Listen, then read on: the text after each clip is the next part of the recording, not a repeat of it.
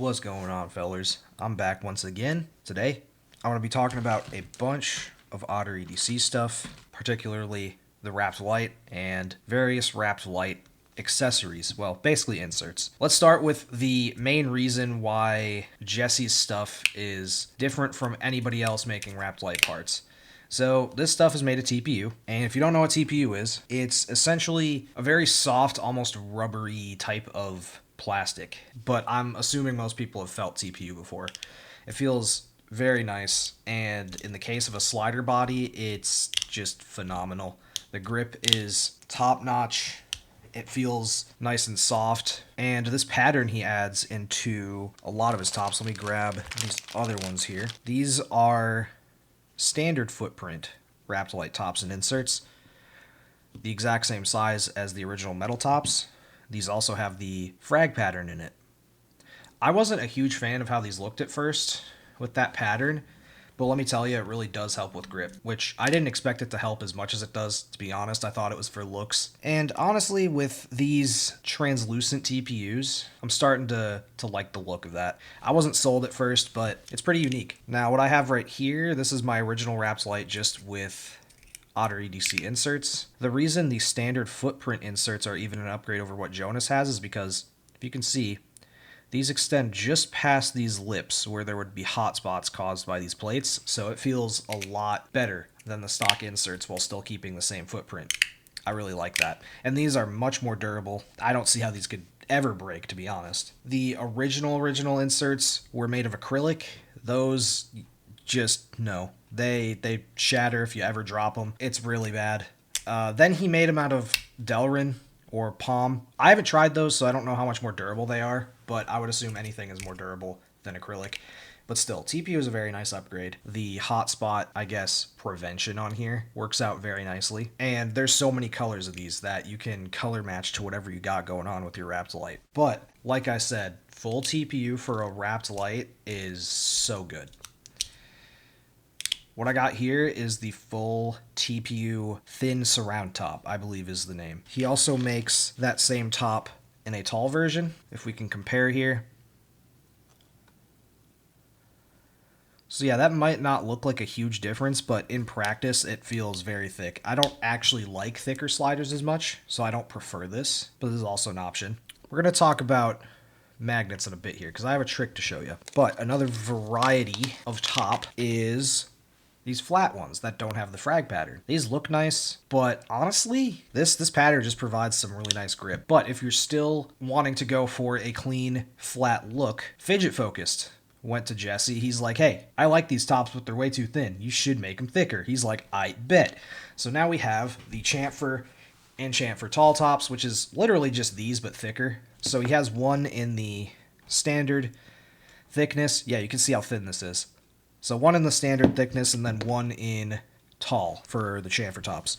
I tried chamfer tall. They were too thick for me, but I think the regular ones would be phenomenal. Now, in terms of magnets, the thing that made me hesitate buying any of these at first, besides, deciding colors, is I was like, okay, what magnet strength do I get? Because it's a lot lighter, so I didn't know if I was still going to want hybrid or if I would want to go with hybrid medium. That's the only thing originally that I didn't really like, is if you wanted to change that strength, you would need to buy a whole new set of tops. Well, let me show you something. I thought of this recently, and we're going to see what top it is, because I don't remember which side's which. But this green set right here, this translucent green, is just a set of hybrid tops. As you can see, this is the hybrid side. So that's not the one we want. However, if we crack this open, and make sure I don't lose my screws, look at that. I put all medium magnets in here. So the trick is you get some O-rings, specifically the size that Magnus gives you with his sliders. I wouldn't recommend getting them from Magnus. I'll put a link in the description from the Amazon listing that I bought these from, and I'll put the dimensions down below too, because I don't remember off the top of my head. But these are the perfect size for Jonas's medium magnets. So here's what you do. Let me get my magnet stack, and I'll demonstrate with one of these here. So essentially, you take these O-rings, and for the full TPU tops, you only need 2. Just plop them in that hole. That's all you gotta do. Plop them in that hole. Take your magnet. You squish it in there. Make sure it's fit nice and snug. And that's literally it. You're done. Now, I'm willing to bet this would also work with literally any other Rapt Lite variant or insert. I did it with these. And the trick for any regular insert is you stack 2 O-rings, put your magnet in, and then press a 3rd O-ring inside of there because it can fit.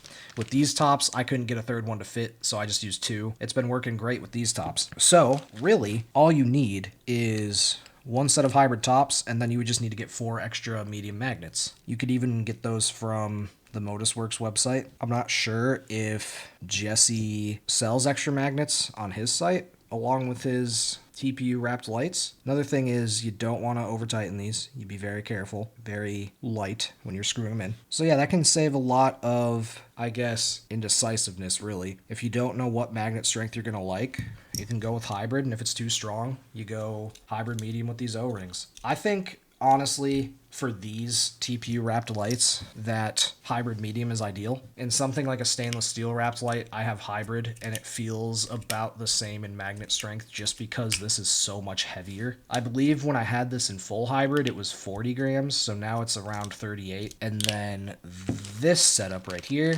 this was 36. I just had this assembled, but I decided I wanted to go with this because this is just such a nice feel. This particular top is probably my favorite that I've tried from his, if you want my recommendation. I think Rapt Lites are phenomenal. TPU really just is a fantastic material, especially with Jesse's designs for his tops. They just feel freaking great, you know? And if you already have a Rapt Lite, you can just get these inserts and, you know, color match to whatever you got going on with yours. Or if you just want to, you know, keep it simple like I did and change the color and have more durable inserts, there you go.